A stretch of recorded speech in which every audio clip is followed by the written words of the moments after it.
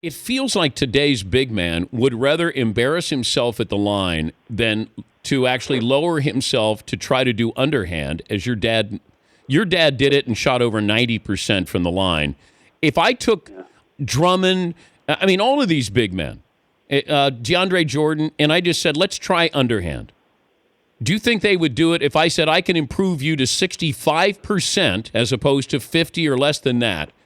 Would they be willing to do that, even though how they would look shooting underhanded?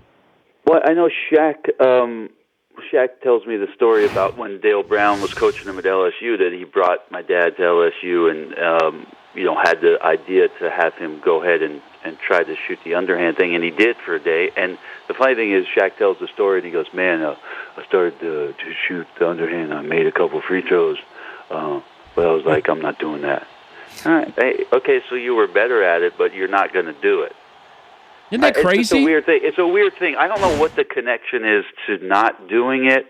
I don't know if, you said it interestingly where you said lower yourself to shooting underhand. That's the way everybody used to shoot. That's the way everybody used to shoot from the perimeter when the game first started.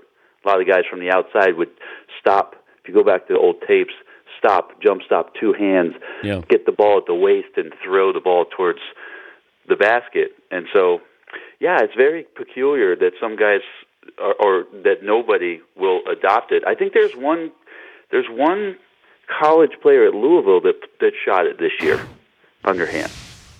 This season. Which is interesting. The Dan Patrick Show, weekday mornings on Audience.